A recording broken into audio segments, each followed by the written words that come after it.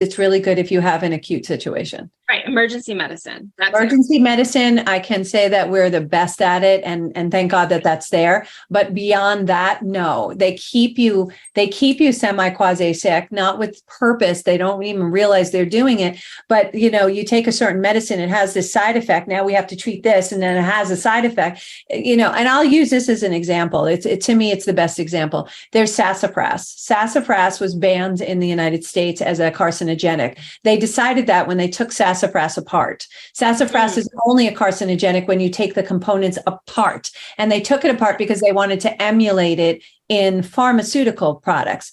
But because it was carcinogenic, they couldn't emulate the plant together. So Mother Nature really does a good job at keeping us safe. And it's just totally amazing. Another thing is, and I can't remember the website, and I'll put it into the information after the show, but there's a website you can go out there and compare product to product.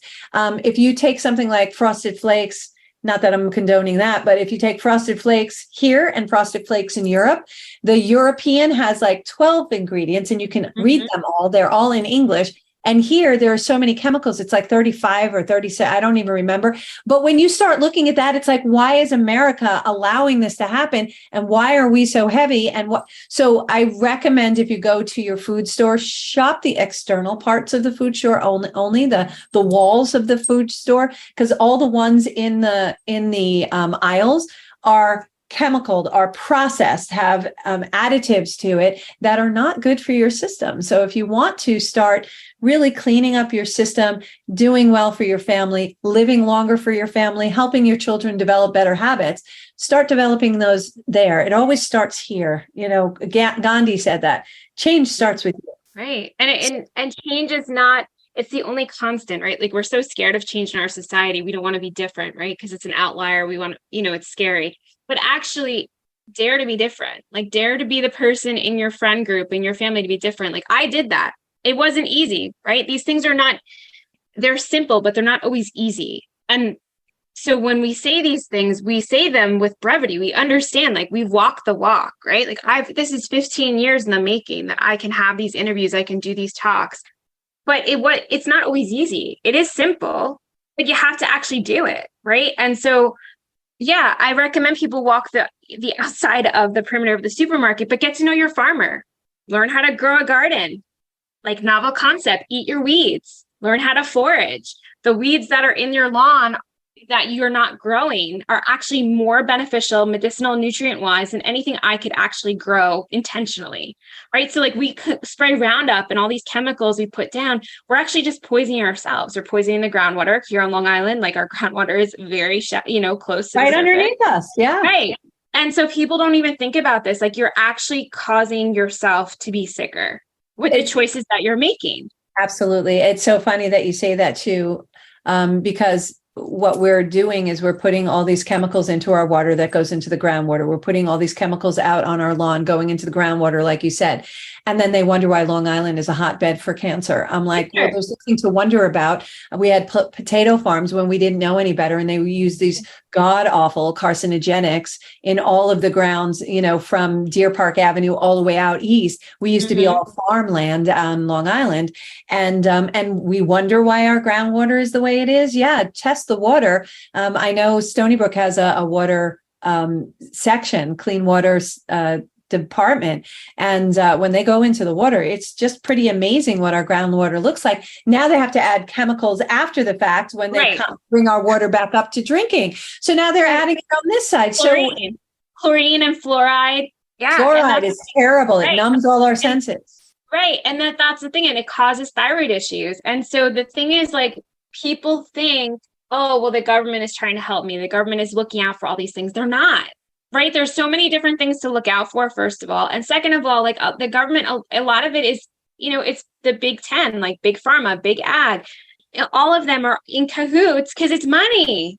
I think that was brought to our attention during COVID. I think one of the reasons why COVID even existed was to wake us up and make us really take more responsibility for ourselves. And that's what it comes down to. It's taking 100% responsibility for ourselves, not blaming government. Government's going to be what government is and what their systems are doing out there, but taking responsibility, like planting your own garden, taking the time to do that. We have the land, let's do it.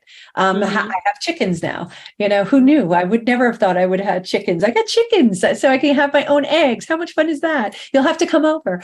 And they're sweet. They're adorable. And it's nice to take care of other things like animals and other lives. Back. It's giving back, right? Because the chickens are taking care of you, but the chickens are also taking care of the land. So they're offering fertilizer, they're eating the ticks, right? It's a regenerative farming process, right? So this idea of like eating meat is bad. It's not. It's factory farm meat that's bad. But when you're doing regenerative farming, right? Like, so I have friends who are farmers, they're regenerative farming. Those animals are pasture raised. They are living out good lives. That's the difference. It's being aware of where food comes from. Absolutely true. You are listening to Healthy Lifestyle with Lori-Ann. We are going to take a short break and we're going to come back and continue our conversation with Amy Stein. For more information about Amy, to connect with Amy, mindbodyspiritbreath.com. Go see her. She's wealth of information and really, really helpful, help you feel better and learn how to start changing. Let's come back after this break and talk more with Amy.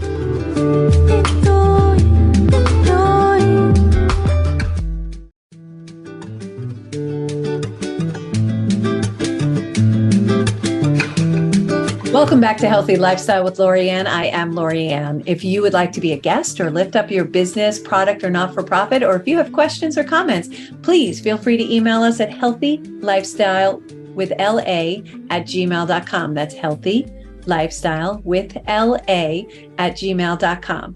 And as you know, I'm a business coach and strategist, empowering, educating, and igniting people to take action with jet propulsion and monetize their message. I've developed a proven 3-step process that will help provide a strategy, making it easy for visionary and entrepreneurs like yourself to take action. So take action today. Go to ldcstrategy.com and set up a quick chat with me and we can talk more about it. In the meantime, welcome back. We've been speaking today with Amy Stein from mindbodyspiritbreath.com. She is amazing. We are just having a synergetic talk about us really taking responsibilities for our own health, for ourselves, for our friends and our family. And speaking about that, I would love you to speak about, a false belief system that I believe Bruce Lipton's work is about. And I know you work with that. And how can we take responsibility? Because it's easy. You could start slow, right? Oh, absolutely. So it's all about the small steps, right? And even there could be 1,000 mini steps in that small step. So Bruce Lipton, in his book, Biology of Belief, he talked about this in the 1970s, that we all are kind of like blank slates, right? Tabula rasas when we're born, but then we're imprinted by the people that raise us, by the culture, the society. All this imprinting happens before age 7. It's not something that we're consciously actually choosing. It's something that we're just like, hey, this is how it is, right? So when you're triggered by somebody saying something that goes against what you believe, it's because you have this idea of how things are supposed to be. And when this person doesn't agree with you, you're like, no, you're wrong, right? Because we live in this world of duality. Like, I'm right, you're wrong. That's how we feel okay. Someone always has to be right and someone always has to be wrong. But this system of duality keeps us stuck. And so we grow up through life. Again, we were not raised by robots. We were raised by human beings. So we did not all have perfect childhoods. And even if you felt like you had a good childhood, what your body views as a good childhood versus what you logically view as a good childhood are two different things. And you cannot control how the body defines something as being a trauma or traumatic event, right? So there's like big T trauma and little T trauma. So little T trauma, like Lori and I live on Long Island, there's traffic 24/7, right? Okay. So it's summertime. I'm at the gateway to the vineyard. So like Hampton's traffic starts before Memorial Day weekend. It goes through Christmas. So that's a little T trauma, right? Like the stress of just sitting in traffic constantly. However, Ho'oponopono comes in handy during that. If you just do Ho'oponopono while you're sitting in traffic. So I don't have road rage. I do breath. It doesn't always work because again, I'm human, right? So like you have all these tools. It doesn't make you invincible because you're not a robot. You're still human. So that's the thing to remember too, is like, you could do all of the things and you can still be triggered, right? Like my husband still triggers me really well. because I live with him and he knows how to push my buttons. And I have all of these things that I've done and all these tools and all these skills. And it's still at the end of the day, like he could drive me to the edge, right? And so again, reminder that you're human, right? To go with grace with this. So that we offer these as suggestions, but they are not hard and fast rules because again, everybody is different. So what may work for me doesn't necessarily work for you. Yeah. And you have to start slowly. You know, some resolutions don't work. 92% of the people do not successfully do their resolutions because they make these resolutions that are not smart and attainable, and their bites are too big. We don't eat a pizza in one bite. We cut it into slices and then we take bites from there. So the same thing with doing this is if you really want to make some change, start one thing at a time. Try it out. Get comfortable with it. Then you can add another change. Then you can add, even with my ditch and switch with all of the chemicals in the house, just get rid of one of the items. Right. Start with that and see how good you feel about that. And then change another one. It will become something that you're going to want to do because you see a difference. Your energy will go up. Change from using the wheat, you know, in the store and eating bread from the store and I actually order my wheat from Italy on Amazon. There's a great flour that you get right on Amazon. It comes from Italy and it changes everything. That was a game changer for me. So taking one little step at a time makes a difference. And I hear you're an advocate of that as well. And beliefs, what are beliefs? They're just thoughts we think over and over again, right? So we can change those thoughts. And a lot of the times they're negative. Like you said, they're repetitive and they're negative, right? So it's the bad neighborhood that you're always warned to stay out of. That's your mind. And so when we do the work, we let the mind rest and we go back into the body because the body is designed to heal. No one tells you that, but the body is designed to heal, but it's also designed to keep you safe. So like you said, if you do things too quickly or in the wrong order, the body thinks you're dying. It's like, oh my God, it's like throwing up alarms. You think you're being sabotaged, but the body is like, this is too much. We can't handle this, right? So we want to do things in a small, mindful way where we're aware of what's happening, but we're working with the body. And you cannot do that from the mind. So I talk about this a lot in my book I'm writing. Is like manic healing, right? Like you try to do all the things and then you'll do some more of the things because that's what everybody tells you to do.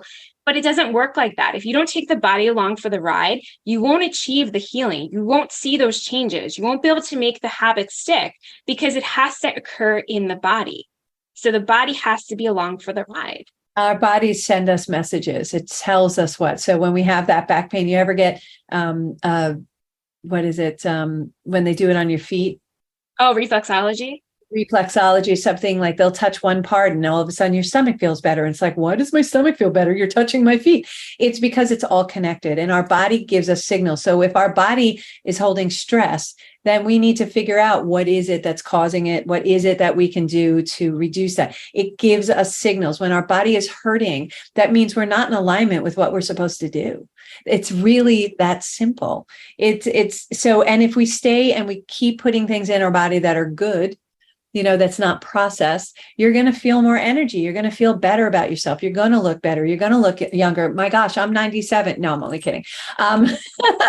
It really does change. And that's why, you know, people who take care of themselves and put good things on their body and in their body, there's a big difference. And you're responsible for that.